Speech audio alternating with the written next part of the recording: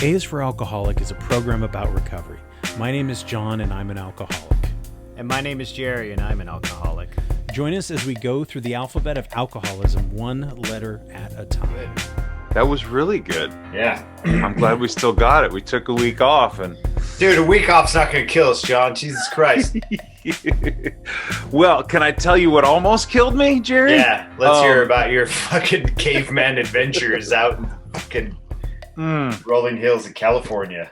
So I was it was this park that I'd been to before, and it's a legit trail to go running on. It's a legit park. Like, it has, porta potties, there's a pay station, there's like a ranger station. But, these things go off and on and on and on. And I went up and I was trying to, avoid people. So I go up you'll like this, the Burrow Owl Trail. Nice. So I know that we all love, those of you who are fans of the Dead Milkmen will know about the Burrow Owl. If you don't, then I guess go Google it. What does he say about the Burrow Owl? It's like, burrow owl lives in a hole in the ground. That's why it's called a burrow owl. So I go up the Burrow Owl Trail, and it goes up the hill, and it's on this sort of ridge. So it's on these big, rolling, gorgeous plains. I feel like it feels like some sort of idyllic Ireland, right? Mm-hmm. Everything is green because it just rained, and there's soft rolling hills everywhere. There's like this giant rock with this tree and this little house, and I can see the water. And if you look far enough in the distance, the clear sky, you can see San Francisco. Wow. Which is still like, I don't know how many, 40 miles away, 50 miles away, something like that. Mm-hmm. And so I'm just going, and I'm like, last time I was here, I didn't go very far, and I came back around and I looped, and I was like, I'm just going to go see how far it'll go. And, somewhere around 3.5 miles, I'm thinking, oh man, like I really need to think about like the completion of this run. Right? Because if I'm 3.5, that means just to get back, that's a 7 mile. 7 miles, yeah. So every mile that I put on is when I'm going to have to go back. And so I finally reached the end of the trail. It's around 4 miles. And I'm like, great, because there's all this private property around too. So this is not just part of the park, but there's other people's property and a lot of signs that say stay off. This is, not public access. So on and so forth. Now, there's all these cows roaming around. They're grazing on the grass. I mean, there's a lot of them. There's groups of 6 and 8, and I've been up there before where I've seen something like 20 or 30 cows just grazing. Wow. Mm-hmm. I've seen bulls. I saw a bull taking a piss, which was a little scary. I mean, not just because of the, you see bull penis that close. It's intense. There's only really 3 types of cows, though, man. Like a bull, a cow, and a baby cow. Right. Yeah. Right. So I'm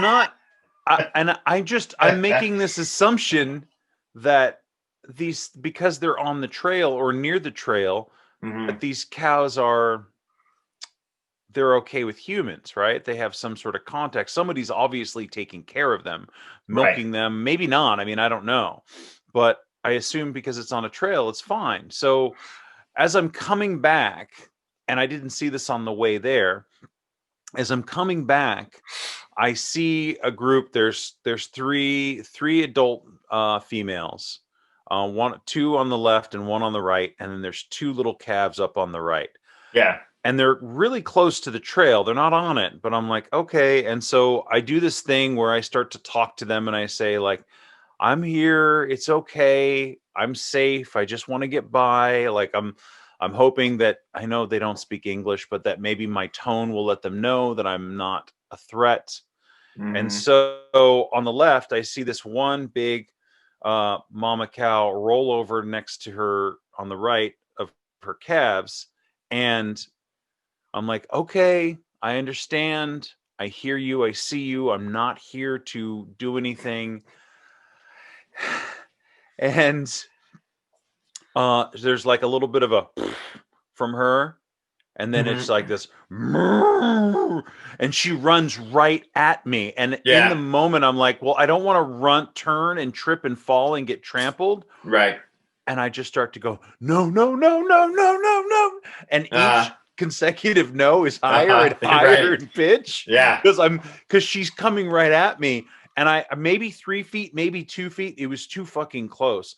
Like I saw the snot in her nostril glisten in the sunlight. So Holy however shit, close dude. it was too fucking close. Yeah.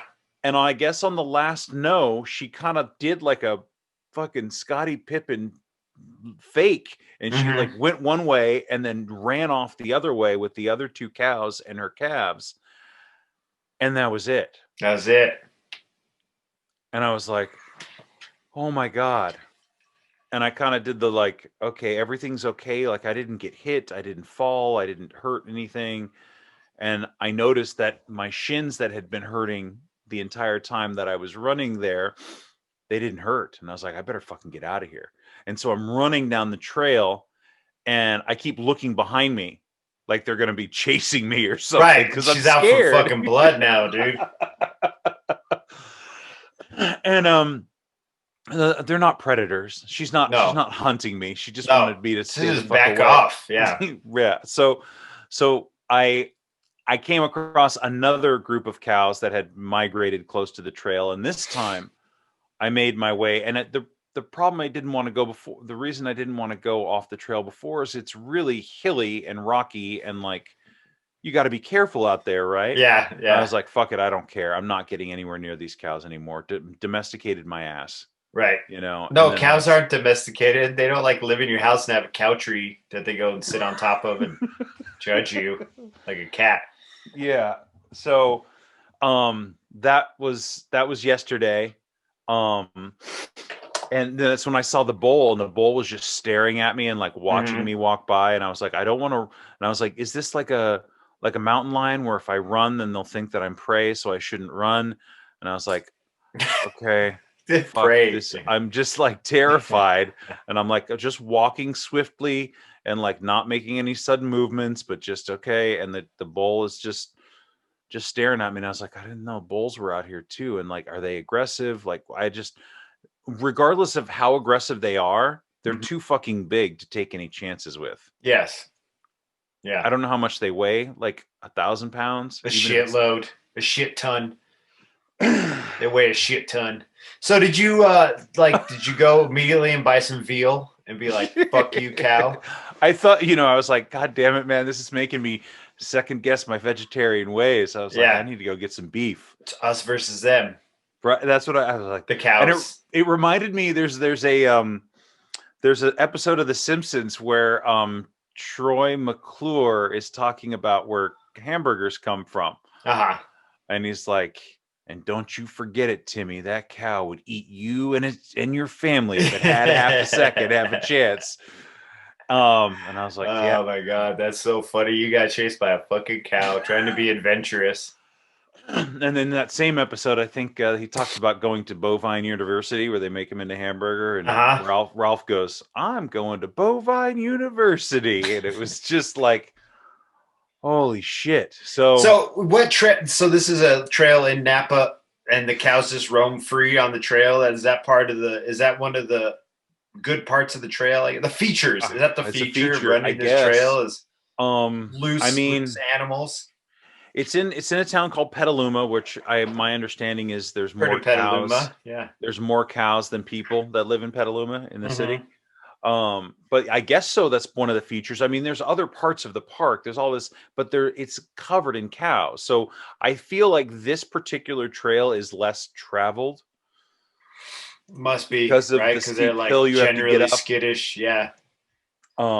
And I think on the other parts of the trail, the cows are more used to people because lots and lots of people go on there.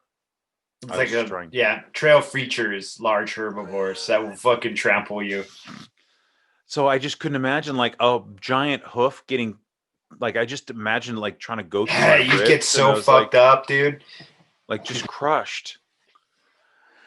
See what fucking sobriety gets you, dude. So I was gonna say. Thanks a lot, sobriety. Seriously.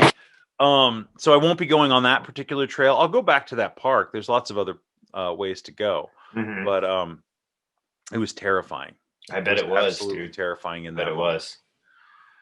And I just would say that be cautious and be just, if you're around wild animals, be the fuck careful. There's coyotes out there too that I saw, but they're not. Coyotes won't fuck with you though. Coyotes are. They're scavengers, right? They're scavengers. They won't be aggressive towards you at all because it's there's too much in it.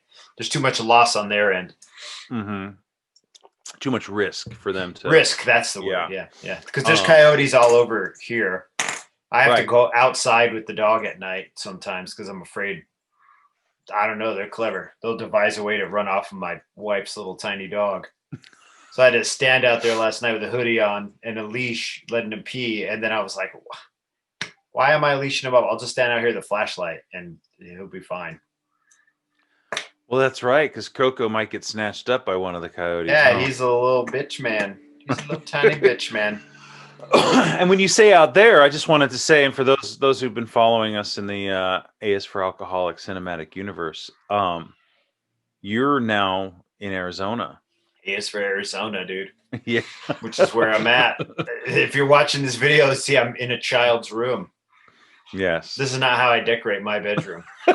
You didn't get to the Ariel and like you can't see the rest of the princesses. There's another one back there too. First thing I did when we moved in was put these stickers up. I said this needs more stickers, you guys.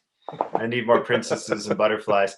No, I'm using my niece's room right now. She's a real sweet girl. There's 9 of us in this house right now. That's a lot of people. It's a ton of people. How was the trip? It was fine, uneventful. That's good. We got a late start on the road because it was just us loading the truck. The person we had asked to help us fell through, so it was just Megan and I loading a 26-foot Penske. I mean, it comes with all the difficulties of moving, you know. Right. Yeah, fuck U-Haul. U-Haul's totally unreliable and fucked up, so we ended up canceling our U-Haul, and it was really time consuming and very tiring, exhausting. It was just us two loading our entire home into a truck. Yeah. Olives had a friend and the dad offered to help, and we took him up on his offer and he brought us something to eat. But then when he showed up, he was all fucking drunk. So so I was like, well, you can help us move the bed. And then he helped us move the bed. And Megan's like, oh, that's all we need for tonight. We're going to be doing some more social distancing and everything else. We have somebody else coming to help us tomorrow, which that person ended up falling through anyway. But yeah, this dude was like fucking loaded. It reminds me of that time. I think I asked you guys to help me move out of that. It was that house that I lived on 65th. There was an apartment. It was a little apartment. I was moving to that townhome. And I think Opie showed up and he was fucking wasted. Yeah. And we probably all were, but it was just like, I just have this memory of trying to get people to help me move and everybody was fucked up. And like, you got us a pizza afterwards from that Pagliacci's. I remember it. We helped you. I helped you. I was pretty loaded by the end of it. I started off hungover and then ended up loaded, but this dude just showed up loaded. Gave Megan 2 bottles of wine. Drunk as fuck with his son, and his son and Olive kind of talked for a little while. And out of everybody, I think this move has benefited my daughter and my wife the most. It's benefited me pretty good too. Like before I even got on this podcast, I was clearing gravel out of my mom's backyard with a tractor. I've never driven a tractor before. I just did that today. Wow. How about that? My siblings are all laughing at me because my sister took a picture of me doing physical labor and she's like, look at your big city brother. And I'm like, big city Eugene is like smaller than Tucson. But they're big like city brother. They're just used to me being this like free artist. Right. And I'm like, I want to do manly butch stuff. I'm like, just wait, dude. I'm gonna fucking just wait. Hella butch. You just wait and be like Coda. Long hair and painting houses. I don't care. Yeah, man. I mean, it is what it is. Well, I guess we find ourselves in different environments. You just kind of adapt, right? Right. Well, there's a tractor. I got to drive the tractor, move the gravel. What are you moving the gravel for? Are you putting another dance floor in, or is that? Yeah, it's a second dance floor for my studio. A bunch of gravel on the side of the house here. There's a bunch of dogs here, and they all keep shitting in the gravel. My mom's like, dude, we got to get this gravel out of here because it makes it too hard to pick up the shit. And also, I don't need this gravel here. So for an hour and a half, my father and I raked up 4 huge piles of gravel and loaded them onto a tractor and emptied all the gravel out in the driveway because they have this long driveway that's like, I don't know, I'd say an eighth of a mile. It's a really long driveway. I've ran here twice too. What's the weather like? I bet it's nice. It's in the mornings. It's still kind of crisp. It's in the 50s, but it's dry and warm. But I didn't realize we were at a higher altitude here in Tucson than in Eugene. Eugene is 300 feet and Tucson's 20,000 feet or 2,000 feet. It's 2,000 feet. But it definitely makes a difference, that altitude, because I was gassed out the first, like, I didn't even make it a mile. Really? Yeah, 0.40 of a mile, not even half a mile. I was already gassed out, like gasping for air. I was like, fuck, is this COVID? Is this it? You know, and then I finally, you know, I had to just, my pace is all fucked up right now, but it's okay.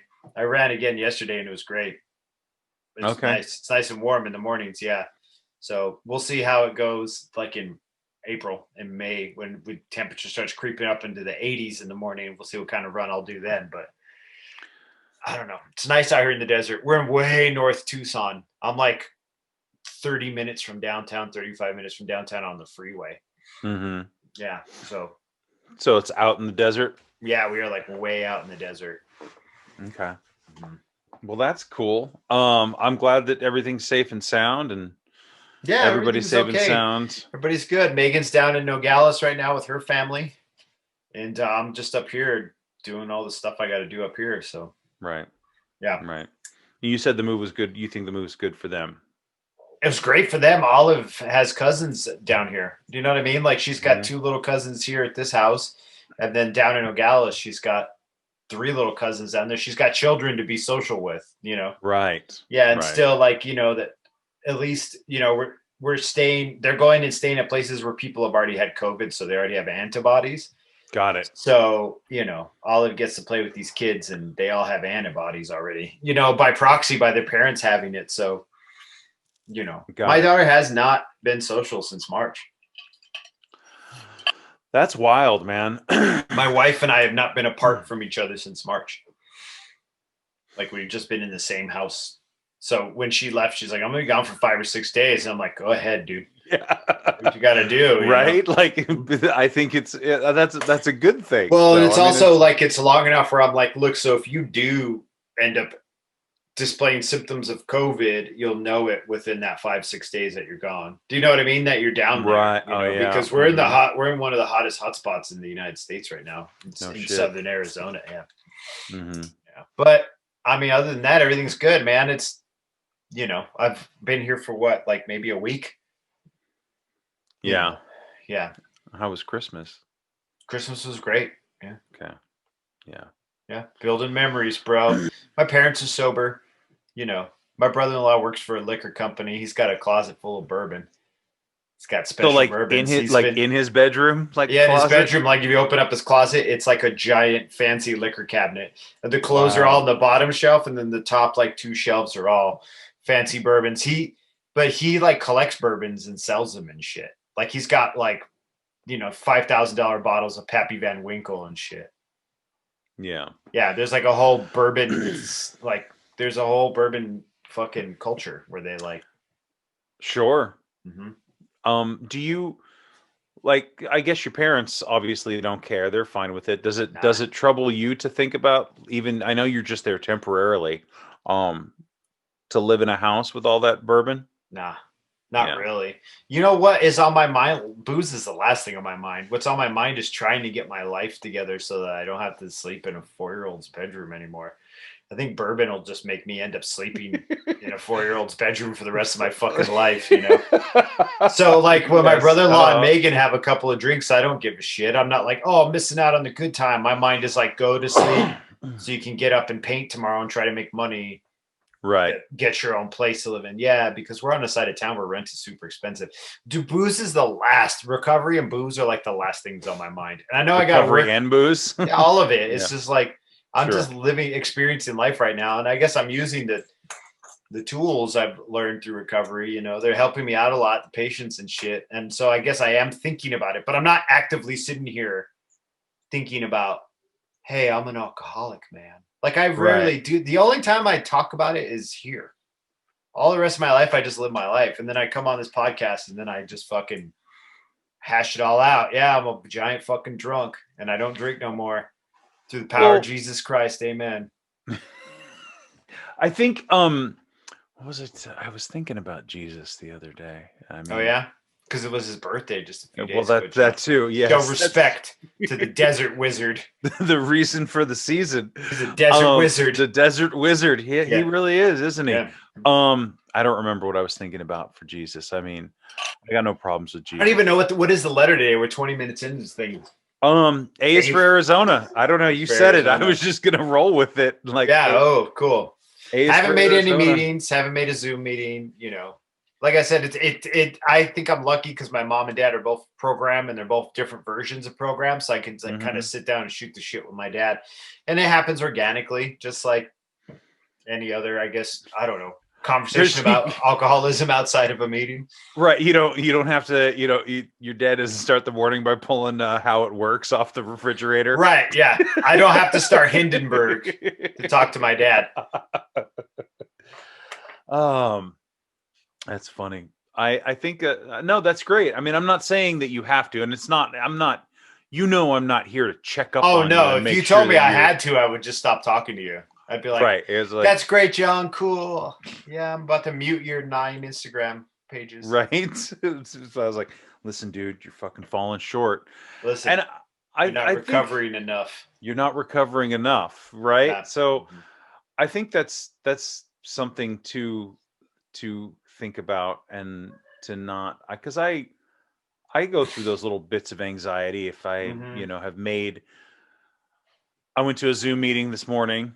And I hadn't been in like 3 weeks. And I was like, oh God, I haven't been in 3 weeks. And the woman who introduced me to this Zoom meeting that I really like, and I was like, well, what does she think? And does she think I'm okay? And she's like, she didn't think about you at all. She's an alcoholic. She's thinking about herself. Right. Just like I am. But, you know what I'm saying? Like now that I've distanced myself from it a lot, I'm like, these people don't give a fuck. Like they're, when we're in the Zoom meeting, they're looking at their own face on the camera. Right. You know what I'm saying? Like they're like, oh, John hasn't been around. You know what I mean? And like judging you for not doing. And the ones who are, fuck them. They're assholes. Right. It's true. Yeah. I mean, there's no need to be judging people. I mean, unless somebody's asking directly for help and advice. Of course. Right? Or asking you to judge them or like squeezing your balls or something. Like, don't squeeze my balls in the Zoom meeting. That's weird. Yeah. But yeah, so I go through those little bits in my head where I'm like, oh man, and then I get in there and it's like, oh, this is great. Okay. And I can kind of, the thing I like about Zoom meetings nowadays is I can, wake up 15 minutes before they start and kind of, if I don't want to be on a video. T-shirt. Oh, you don't even have to be on video. You can just be a little outline. Yeah. I always forget you can do that. Here's the thing about working the steps, dude. I honestly believe that, like, especially with that thing is in the beginning, you have to work the steps to figure out how it works. But then the goal on my end is to just start living them, so I'm not actively working them. They're just fucking fail safes that just click into place, That's the hope, right? That's the goal, right? I mean, is that recovered? I mean, that's still in that process of recovering, right? I don't know, man. I'm in this weird place with it because I haven't been social or around a bunch of people very much, that in my mind, I'm just me and I'm just a person who happens to be an alcoholic. And it doesn't really, I mean, it affects some of my decisions. Like I don't drink, but then other than that, I mean, do you know what I'm saying? Like it definitely influences certain things I do. Like if I'm around drunk people, I'll go to bed early or, like leave the party early, but I haven't been to a party in a year. Yeah, the last party I went to was Megan's fucking work Christmas party. Yeah, my wife got drunk because she hasn't been drunk in 18 months, and she didn't get, you know what I mean? She got a buzz, so I drove home and I was pissed off because it's like, man, I don't want to be driving. Now you got me driving your ass around, but she had a good time, so I wasn't too mad at her. I was just more like, driving you around. And you got to think, like, how many times has she driven you around? Exactly. That's why I had to forgive it. So there's a little, you can't see it on podcast. Do you see this right here? This in the door? See a little doggy door or something? Yeah, it's a hole cut in the door that my sister and brother-in-law put in the door to help circulate the air a little better, and it's got mesh over it, like this patterned mesh. My dog is banging on it right now. But every time he walks up and bangs on it, I look through the mesh, I see his face, I feel like he's about to give me confession. Like he's just like, forgive me, Father, for I've sinned. I'm a giant asshole. He's doing he's doing his fifth step right now, like through the door. Yeah, he is. So I know the listeners, this is not a visual medium, but it is pretty damn funny. And you can't even really see it on the Zoom. It's just a hole in the door. But well, I would say that if you want it to be a visual medium, you can go to our A's for Alcoholic YouTube page. I noticed your YouTube video had a bunch of views of you by yourself. Like 10, I was surprised too. Killing it. 10 over there. I guess. Yeah, 10 views. Killing it. 10 views, killing it, dude. Usually we only get like 4 or 5. Listener, yeah. But no, you were talking about living in the steps rather than like you don't sit down and go, okay, now is step 4 or now is step 6 or right, exactly. I have to make an amends and I feel like that's the best place to get to. Right. And it's not guaranteed either. No. It's just like anything, any of this. None of this is guaranteed. Like you can go to AA, you can work the steps and still fucking relapse. That's just life, dude. It's just the way it is, Yeah. Yeah. Well, but I know, like, I trust that if you found yourself in a position where, like, if you found yourself trying to get into your brother-in-law's closet or having those feelings, you would know that you could call somebody. You would know that that there would be other things for you to do. Yeah, than of reach course. for the bourbon, right? Yeah. So I feel like that's a great place to be. So on some level, and we can. There's the forever debate about recovering versus recovered, but. Right.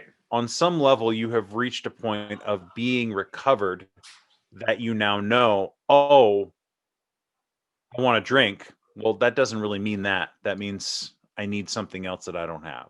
Right. This is just what I am and what I do. This is what I do right now. Like I said, none of it's guaranteed. I could sit here and do this podcast with you for fucking ever and then just relapse one day.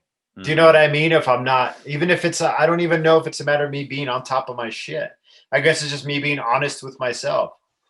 Because I don't owe you. I mean, as a friend, I owe you honesty and I owe you respect, but I don't owe you recovery, honesty, or respect, or anybody else. I owe that to myself, So if I'm not being honest with myself, then boom, Do you know what I'm saying? Like, oh, I got this covered, or I can take care of this, or man, or I'm so sad I have to drink, or whatever the fucking reason. Fuck the reason. If you're going to do it, you're going to fucking do it. You'll just find a reason to do it. You know what I'm saying?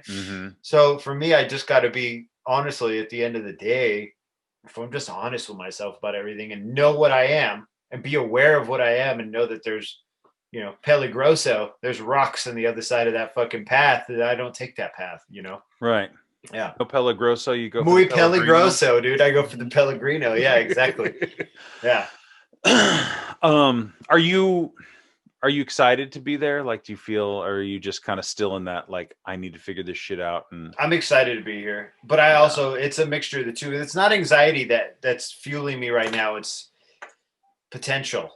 There's a lot of potential out there. And so I want this potential to work. There's some anxiety because I don't want to be a burden to my family or be in the way or be like, yo, there's 9 of us here and my little yappy fucking dog, but what about the cat? The cat's up in Phoenix staying with my niece. Like, we're scattered to the winds, dude. Like, my daughter woke up crying the other day. Like, I miss the cat. And I'm like, I miss the cat too, but this is the life we have to live right now until we figure it out, Right. The cat can't be there because the cat will get eaten. My dad's allergic to the cat really bad. Oh. So there's no cats. And any cats they had have been outside cats, which just get picked up by a hawk or eaten by a coyote eventually. Right. Jesus. I was reading something and this person said that they were, they were getting a shelter cat and they got a shelter cat for their daughter. And then the cat, got picked off by a coyote. And so they were saying, well, then I'll just get another shelter cat. And so and then somebody said, it just sounds to me like you're feeding the coyotes. Yeah, like, it sounds exactly like that. because this person thought they were doing a good thing by Right. fostering shelter cats, but then the cat would go missing or get eaten by a coyote. And I'm like, oh, Jesus, what have I And been she doing? just goes and keeps picking up more. So the cats are like, don't go with that lady. That's certain death, you know? Uh-huh. But no, but everything is unstable, but well, you know, we have to adapt. We all have to. You have to adapt. Have you worked? Have you been in work yet? Or are you still shut down? Shut down. Your state's a shit show too, man. Yeah, it's not. I'm really thankful that it's not nearly as bad up here as it is in LA County, where like, Jesus Christ, like it's really bad. Yeah, Kirk fucking Cameron doing Christmas Carol parties and shit. Kirk Cameron. Fucking tidy whitey ass motherfucker. You know, do you know who Kirk Cameron is? He's the dude from Growing Pains. Yeah, but just fucking the state all up. Like, anyway. Yes. No, I don't even know why talking about pandemic should be political, but it shouldn't. I would just I just know that the LA County is really bad right now, and we're shut down. And I talked to my boss. So speaking of Christmas and stuff too, somebody got me a little gift card to the ice cream shop downtown, and I was like, oh fuck. So I did get myself a little ice cream. It was like some peanut butter M&M kind of business. It was delicious. But I got another one because I was like, I can't just spend $20 on ice cream and bring this in the house. I just don't fucking need that, right? So I got like a quart or something of mint chip, and my boss really likes the mint chip, the manager at the restaurant. And I had to go talk. I was going to go talk to him anyway about like what's going on with the next week and the week after that and what the fuck. And so I was like, I'll get him the mint chip, right? So like, this is the best way that I know how to use this without, I can still give it to somebody else. Merry Christmas. I don't need to eat a whole fucking quart of ice cream because I will, Jerry. I will do it. That's why you're doing dips in the woods, dude.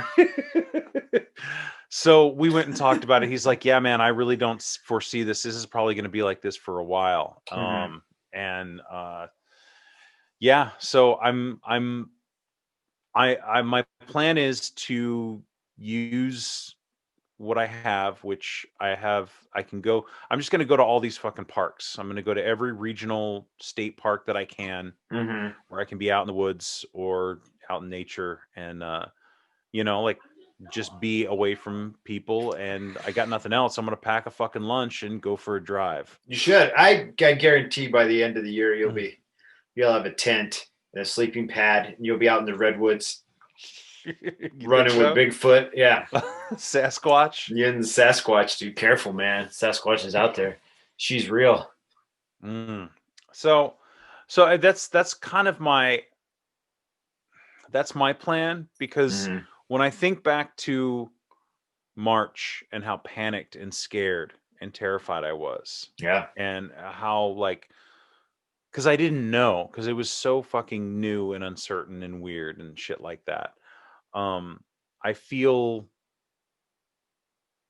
a lot less anxiety. I mean, I still want to be as smart and careful, but also the idea of like, I can't control this stuff. I can't make my job come back. I can't make things be different than they are, right? So the whole fucking, you got to accept what's in front of you, and the big steaming plate of reality, as your dad says.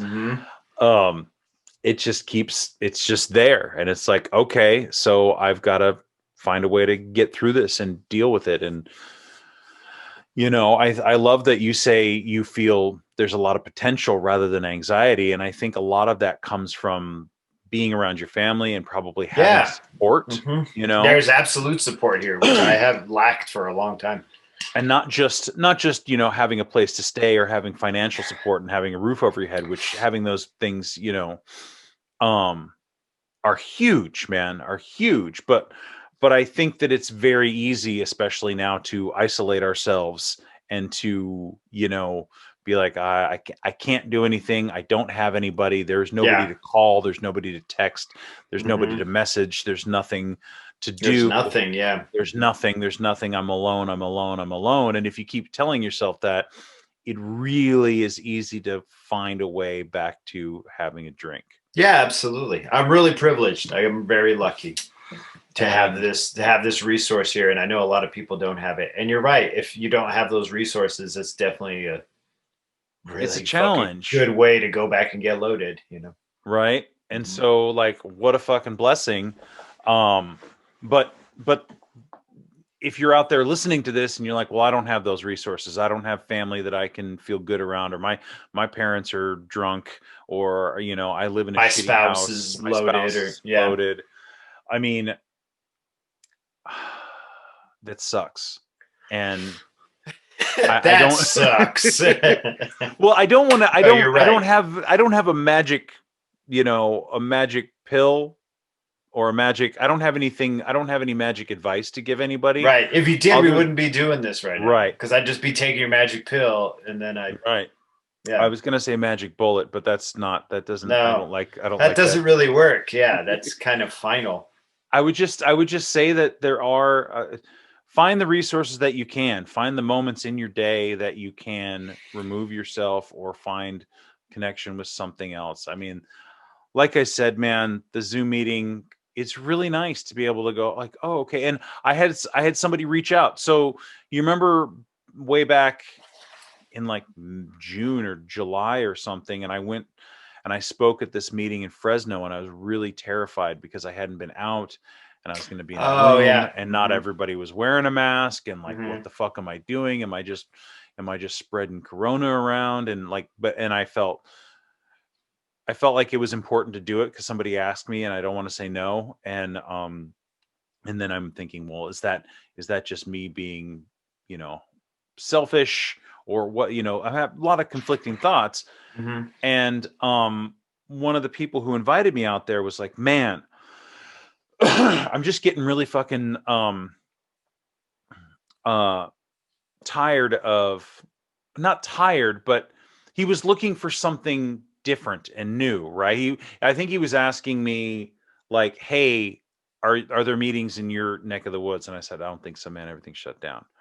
And I mentioned the Zoom meeting that I went to, and I had told him that I had a similar experience where it's okay to get bored with whatever program that you're working, Hmm. and that you want more. It's not, I mean, I don't think it's okay to be like, yeah, this fucking sucks. I'm going to quit this. I'm going to go Bam. back to drinking, right? Like Suck that's my not dick, AA. I'm out.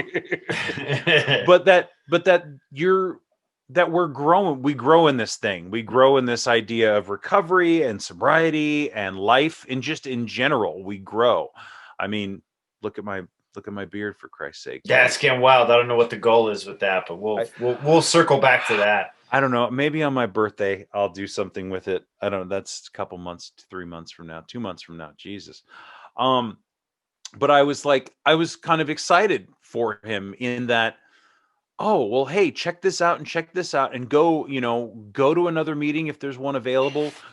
Go to one you've never been to. And I again, I'm not saying that you should be hopping around talking to people and, being in enclosed spaces with folks, because I didn't even want to go in. I walked around the block like 3 times, sat in my car, drove around the block because I didn't want to go in the ice cream shop with, it said like only 3 groups at a time. I'm like, well, how big are the groups? I mean, the Yeah, place is not, so I waited until it was empty to go in there.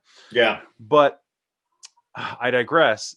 The point I'm trying to make is, if you're still interested in recovery, go find some other way to do it. Go find a different meeting, go talk to a different person. Like, Right. that's just growth. That's not neglect. That's not boredom. That's not, I didn't see that in myself as, I'm not doing it right. What's wrong with me? Mhm. If you get tired of your service commitment, well, complete it and go find another one. Right. So if that's whatever works for you, so I think that that's something that I realized too, is like, oh, okay, it's not boredom, and it's not a bad thing to grow out of something. We Yeah. grow out of things all the time. We grow out of relationships, and we grow out of jobs, and we grow out of other things. So why wouldn't it apply to recovery? Why wouldn't it apply to the same place you've been going over and over and over? Yeah, And of course. Yeah.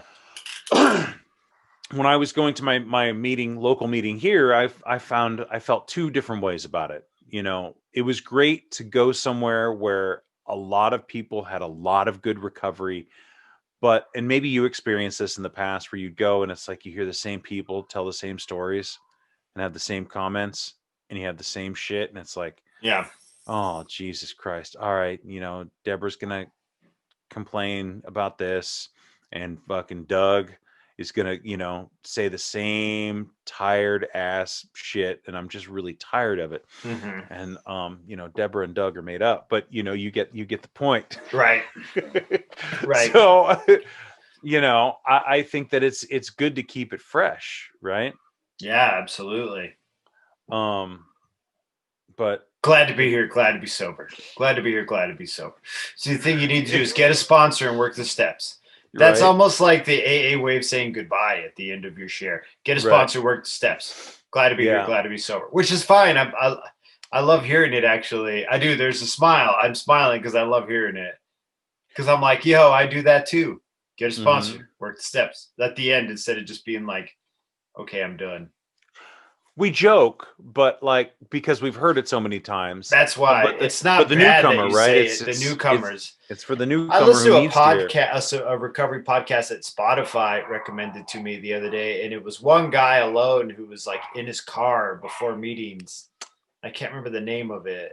I think I listened to Yeah, and he's like an East Coast guy, and I only made it like 2 in, and he was real early recovery, and he was mad at people for agreeing with what the speaker was saying at the meeting.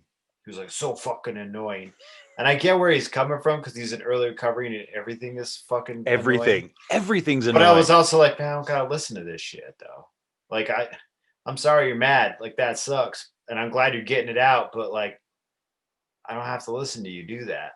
Because I'm one of those people who nods and makes the noise when I get it. Because I do fucking get it. I'm trying to vibe here, dog. Take your fucking stank attitude and go sit in the fucking hall.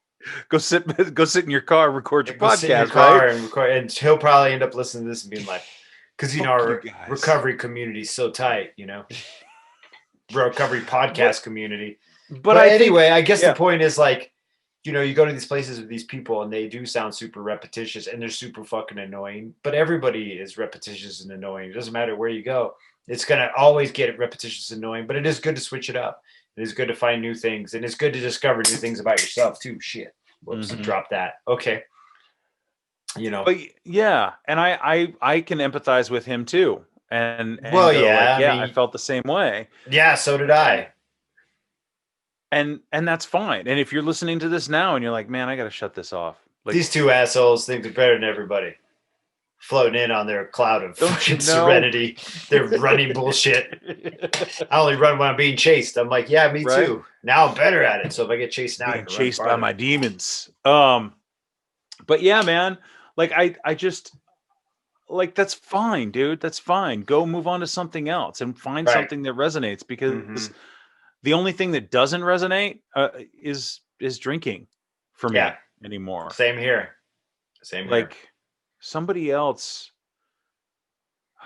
I don't know. I was here with Walter, and he was making cheese. Whiskey. He was making cheese, and he was drinking whiskey, and I was like, whew, wow, you know. But it was fine. Like, it didn't bother me, and I wasn't annoyed. And he's not interested in seeing me drink, and I'm not interested in, you know, if he wants to quit, he knows he can talk to me. But like, that's his prerogative, and that's his life. Like, it's not my life. Yeah. So I'm not, you can't help somebody who doesn't want to be helped. Well, it's good to worry about a friend when they need to be worried about, but you're right. You can't, you can't make anybody do shit, you know? So I just really like that idea of, not that we're worried about Walter. I'm worried about Walter for other reasons. Yes. That's one of his drinking is one of the many reasons. There's tons of reasons other than drinking. Right. Yeah. But he's great because we get along and we hang out, and like, it's not a big deal. And, you know, he comes over and he'll bring over his little flask and whatever. And so my point is, recovery, finding new things and like mixing it up is awesome. Yeah, of course. Yeah. if you get bored with some shit, then you move on to something else. And I think that it really saved my ass when I like quit going to my one meeting and just started hitting random ones. And I ended up like, I went to one that was in a fucking it was like in a rehab. I don't know why it was open to the public. I mean, I guess some of them are, but I went out there and you listen to some dude who just got out of prison for like, vehicular manslaughter. And it's like, holy shit. Like some scared straight shit. Yeah. So I went to one up here that was in a hospital. When I came to visit last time 3 years ago, I went to a meeting with my mom that was in a conference room at a hospital, and the guy, one person down from me, was an active physical detox. He was bright yellow, and he had a fucking IV hooked to him, and he was in a gown listening in at the meeting. I guess they had shot him up full of enough fucking tranquilizers to be able to wheel him downstairs, but he was like bright yellow, like all his shit is shut down. That's a good reminder, dude. It's not even just the fucking emotional temptation aspect of it or having to cope mentally with this or that. It's like your whole fucking body shuts down, dude. I mean, your whole body shuts down eventually at some point, but damn, dude, do you want to do it at like 50 or do you want to do it at like 70? I don't know. Those are things I ask myself too, Like, do I want this whole fucking rickety mess to just fall the fuck apart like in just a few years? Nah, man, I got some shit to do. Yeah, I hear this a lot with there's a phrase, I'm here for a good time, not a long time. Yeah, but it stops being a good time at some point. Do you know what I mean? Like, very early on. And then you're still alive because all the human body wants to do is stay alive. So the human body will stay alive under some wild fucking conditions. Right. So when the good time ends and you're all fucking butt fucked from here to over there, dude, you know what I mean? Like everything's falling apart. It's not a good time anymore. It's hell. And you got to live through that hell. And it takes a little while. You don't even get to die sometimes. We've talked about this in previous podcasts. You don't even get to die a lot of the times. You just end up with fucking cirrhosis. Some other wild shit. Cancer of the fucking kidneys, Yeah, I think about like Jack Kerouac, and I'm going to be 44, and I think he died at 46 or 47. Yeah, pissing and puking blood. Yeah, in his mom's fucking bathroom. Way to go, Kerouac. But like, making fun of a dead guy. Like, way to go, buddy. Way to go, Kerouac. You wrote maybe 3 good novels and then died. Big Sur was okay. I like Big Sur. I liked On the Road. It was beautiful. Of course, right. I didn't like Desolation Angels very much. It was all right. I had a book of poetry or Book of Dreams or something, and it was just too. Yeah, it was too out there. But yeah, those last years, I want them to be as good as possible. They're going to suck a little bit, right? Because your body's falling apart, but they're not going to suck like they would if you were drinking, dude. Right. Yeah. But when I see like 94-year-old dudes like still getting out there on the track and busted nuts, yeah. Right. When I see 92-year-old women who are doing the fucking gymnast stuff, and I'm like, holy shit! Like, I want to be there at 92 or 94. I want those years to be good. I don't want to be old and tired and broken and it just seems insane, like, oh well, got to go out anyway. And it's like, do I want to be 56 and fucking have deep vein thrombosis? I don't know if that's caused by anything, but I don't know where that came from, but like diabetes and fucking I don't want them to cut my foot off, Jerry. Oh yeah, no, you don't want hepatitis or any of that shit. So what it is those adages. I know that I love how we're segueing into this adage hole, but this thing of I'm here for a good time and live fast, die young, and all that shit. That's great, but it's also bullshit. Just like everything with alcohol, it's bullshit. You got to be honest with alcohol if you're going to be honest with yourself. Like I said earlier, dude, 99% of fucking alcohol is bullshit. It's all fucked up. It is bullshit. It is. And I hate to sound like a teetotaler, man, because if you like to have a couple drinks and get a little warm, then you shouldn't be listening to this podcast. You know what I'm saying? Like, if you're just a fucking regular, normal, everyday person who's like, man, I can't have more than 2 champagnes or I'm going to feel awful tomorrow. You're probably not even listening to this podcast. You probably listen to NPR or some shit. You listen to fucking Pod Save America. Mm-hmm. You know, but if you're sitting here listening to this podcast, somebody you know or you, I'm assuming, is having a rough time, and you know. It's just the marketing of it and just the pushing it. Like I see it still on my feeds. I still get fucking ads for Grey Goose I and don't get them anymore. Oyster Bay Sauvignon Blanc. And it kind of, did I tell you this? So it was like Oyster Bay Sauvignon Blanc. And I had these very weird flashbacks to I was working the day shift at one of these bars, restaurants that I We worked talked at. about this. Yeah, I think Yeah. so.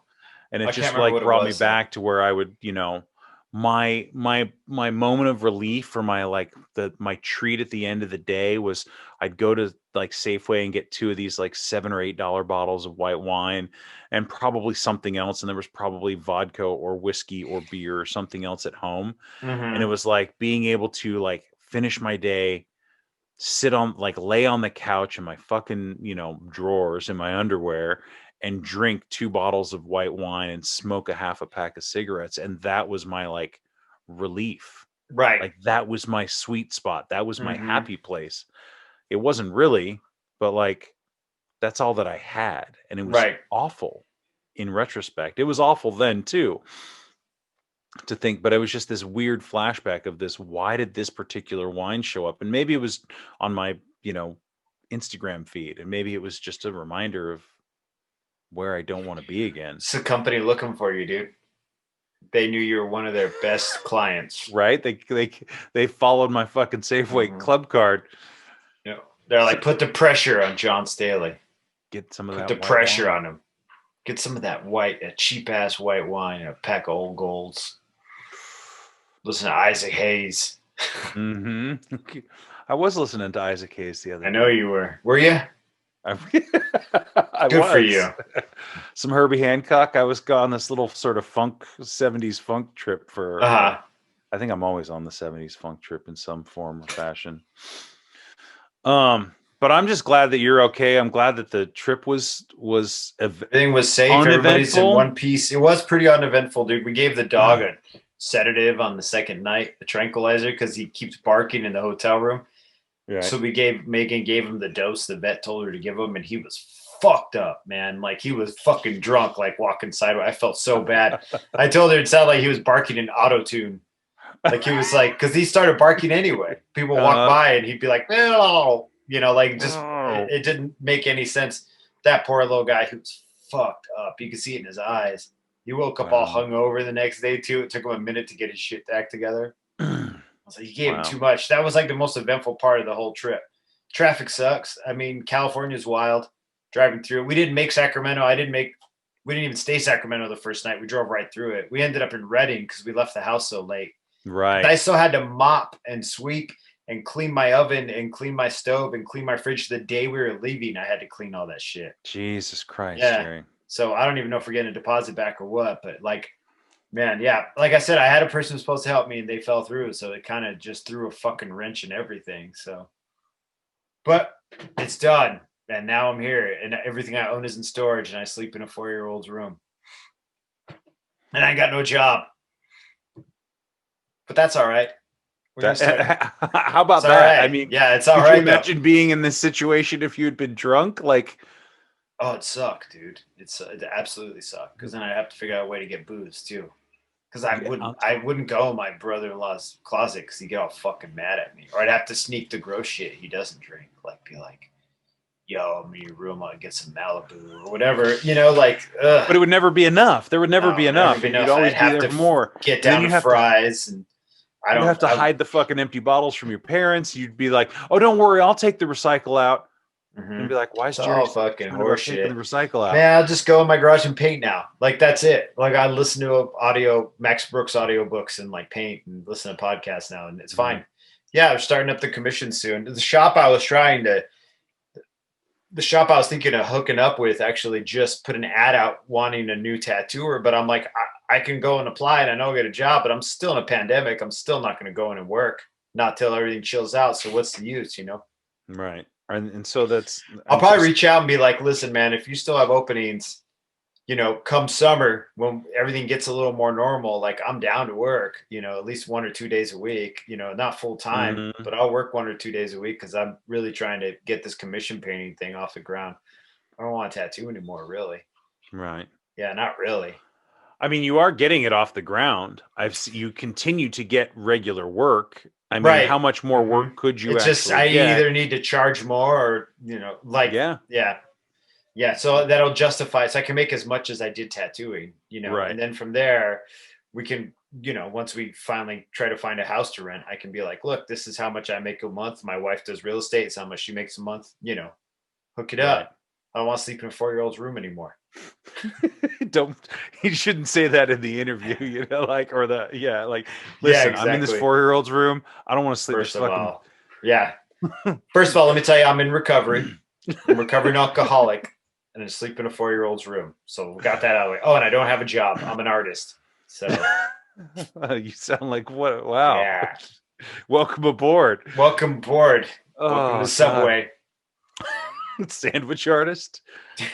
Dude. Yeah. But it is what it is. I'm, like I said, there's potential here. I know that Megan has a real positive thing going for her right now, and she's energized by her family, and I am too. I feel it's great to be around them, and I feel, like you said, supported. I feel really privileged, and not in an asshole way. Like I feel very lucky and really grateful for what I have here, because a lot of people can't do this, No. So now I know, like, if it gets worse, at least I'm around my people, Right. Yeah. And you can take care of them. I'm sure like your mother already has you moving gravel in the tractor, so it's not like I'm like, you're not freeloading. No, I'm not freeloading at all. And I'm down to help. See, old Jerry wouldn't have helped. I would have bitched and moaned and complained about it and been like, my back. And now I'm like excited. I'm shoveling this gravel. I'm like, this is a fucking great core workout. I can feel this in my core. And I worked out this morning too and lifted weights, And even the running, like the running's weird. It always starts weird, man. You're at a higher elevation.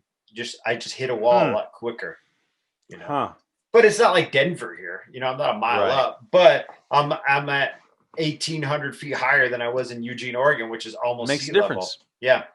Yeah. Which means if I keep running here and I go back to Eugene and run, I'll just be fucking running circles around those fucking web-footed motherfuckers. Well, I will say this is that saw my smile. I love Eugene. I miss it. Well, no, I think Eugene, and even I was there for 7 years. I know you were there for like 20. No, yeah. On and off from 95. I spent some time away, but yeah. It was a beautiful little place. It was very comforting and very receiving, and I met you there. Yeah. So, yeah. I think that Arizona and running, I know that at some point it's going to get too fucking hot to be out there anytime after, 8 o'clock in the morning. With a headlamp on, jumping over rattlesnakes. It's going to be fucking wild. I'm telling you, man. There's some great trails here too, dude. I want to come visit. Really great running out here. As soon as it's possible. I mean, I know that I've been running out. I'll go out in the summertime when it's like 80 and even 90 degrees. And, I love it. I love it out in the sun and the heat. And like, I'm gonna have to buy a fanny pack. Keep my water in.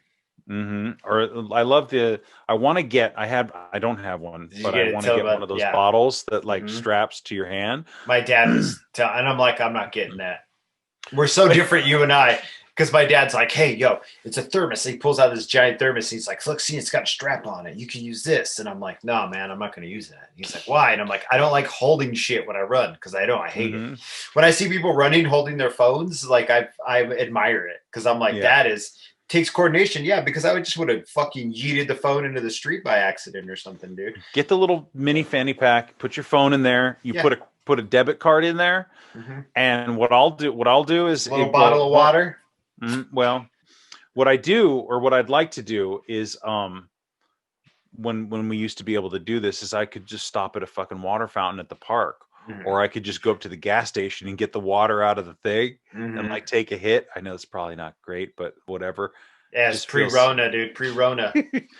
But you can always just go. There's no water fountains here. No. Well, no, there probably isn't, being a smart ass, but yeah. But I could just use my card and go get a little mini bottle of water at the 7-Eleven or Mm-hmm. something like that, and then crush that and then move on. I think like wedding anniversary would be like, I need a Camelback. I'm going to try that too. But I'm not running that far, dude. I'm doing 4 miles. I mean, I'm not even back up to 5 yet. I'm still doing 4 to get acclimated to when I can do 5. And 5's my average. And 100-degree heat, 5's going to be a lot different than 60-degree heat. I'll probably just end up doing 3s. You know what I mean? Doing 5Ks in 100-degree heat. But we'll see. Yeah. We'll see where it's at. That's I'm really looking forward to it. So yeah. That's awesome. Yeah. Yeah. I'm hopeful that maybe this summer or next fall or something like that, come down and hang out. And absolutely. Hopefully I'll have a house by then. My eyes creeping me out. Anyway, yeah. I heard Fauci on the news. He was like, yeah, we should be back to normal by next summer. So I'm like, what do you mean next summer, like 2021 or next summer, like 2022? Yeah. Cause 2021 to me is still next summer. Yeah. God damn it, Fauci. Away. Help me out, homie. I just want to go eat sushi in a restaurant. Right? Yeah. What about those Sonoran hot dogs? Have you gotten one of those? Not yet. It's going to happen soon, though. I'm going to bring it up now. I'm going to be like, yo, can we go get Sonora hot dogs to go? But we have a bunch of food left here from Christmas. So I'm like, I don't want that Christmas. So my brother-in-law started these new Christmas traditions. He's like, maybe we'll do your traditions next year. And I'm like, we don't have traditions. I'm like, our traditions is sitting at our house with no family. You know what I mean? Like, that's our tradition. But their tradition is on Christmas Eve, every member of the family cooks or buys 2 things that they really want to eat. So then every person has two dishes, regardless. It can be whatever they want. So then you eat off of those dishes for like the next 4 or 5 days. No one has to cook, which we've been steadily doing, you know. Nice. It's been very interesting. Yeah. I made a chess pie. It was disgusting. Not gonna do that again. What's chess pie? It's just like a kind of a buttermilk. It's not a buttermilk. It's like a cornmeal custard pie from the South. It's a lot of sugar. Yeah. Very sugary. It's like basically cut your foot off after you eat it kind of shit. So I'm not doing that again. But anyway, it's like learning these new traditions. All these new things are they're fucking cool, man. It's really cool. Learning this. Well, and you're around a lot of family, and that's part of that too. Being away from family. Dude, just go move back in with your mom, dog. This is the ultimate advice right here. If you haven't already, because of the pandemic, go move back in with your parents if they're sober. Who cares if you're 45? It doesn't matter, right? If they're sober. My mom does my laundry. Does she? No. Well, yeah, but I don't ask her to. She just comes in and takes it, and I'm like, "Yo, dude." Yeah, like I'm missing shit. Like, and then you put it in your. She's like folding it and putting it in somebody else's bedroom. My dad comes out wearing like a fucking tattoo shop T-shirt. I'm like, that's mine, dude. He's like, I don't know. It was in the drawer. I don't know. I've ever heard of this band, The Bronx. What is this? I've not. I haven't been to New York in years. What is this? This is from the zoo. So I want to say lastly, this episode, we're recording this a few days prior, but it will be released on New Year's Day. Oh, rad. So happy New Year's to everybody. Yeah. Happy 2021. Yeah. Happy 2021. One thing I like to keep, I think it's important to I love new months and I love like New Year's, and, we talk about one day at a time and starting fresh every single day. And I think it's important to have those markers as far as how I organize my day and my month and my week, blah, blah, blah. But I guess the big thing, 2021 doesn't mean that everything goes back to normal and that it's still gonna fucking suck, dude. It's gonna keep sucking till it slowly stops sucking. Until it slowly stops. Nobody's gonna flip a switch. It's gonna slowly stop sucking. And I think that that's something to remember for me, is that okay, well, there's gonna be a feeling of relief for 2021 to come and maybe some fresh starts, but like there's still a bunch of sucky shit that's got to be dealt with. And that, I'm going to do this. I'm going to work on the stuff that I can control, but I just kind of have to accept that we're still in this. And I know that's not a really positive message for the new year necessarily, but that's all right. I want to be realistic about it. And I want to say, yeah, like if you're listening to this on New Year's Day and you are sober and feeling good, congratulations. And right on. Great for you. Like it's not an easy thing to do, especially on this day that has been so forced on us to be the blackout get drunk, get wasted, celebrate, drink so much until you're sick. Right. And if you're hungover and you're listening to this, that's okay too. Yeah. Because, like I said on the last podcast, like, we understand. Jerry and I understand why you drank and why you're hungover and exactly how you feel. You come to the right place. You are in the right place, my friend. Yeah, I'm not gonna. Yeah, we both know that shit. Yeah, so it's not. There's no judgment other than there's no judgment at all. I just want you to know that it doesn't have to be this way. You don't have to do this, and I know it often feels like it's something I have to do. I have to drink. Well, it's New Year's Eve. I have to drink. Oh, well, it's fucking Tuesday. I have to drink. Oh, I can't control myself and my life is out of control and everything feels like pain and suffering and I just need it all to go away. So I have to drink. Mm-hmm. You don't have to drink. So I think that it's also, I'm just, fucking deep. Goddamn, after school special. You don't though. Don't let John's cheesiness fucking turn your ass off. You're hungover right now. It's all right. Don't drink dry today. January. Okay. Great. Fuck it. Do it. Yeah. Right. Jerry's not angry at the dry January. I don't give a fuck. Whatever, dude. I don't gatekeep recovery. I don't even gatekeep anything. I don't gatekeep Jerry. Right. Fuck him. He's an asshole. You'll be all right though. Just Happy New Year. Okay. And are you back online on PlayStation yet? Or no? Not yet. Right. I gotta plug it in over here. Oh, well, let me know if you want to. I have a tiny TV in my room. What, you want to go ride some horses? Is it like is it one of those little black and white ones with the dial or no? Yeah, exactly. You get the UHF? No, it's like a little 24-incher or something. Our TV broke actually right before we left, so I don't have a TV at all. But I don't have a house, so I'm good. Right? Yeah. Priorities.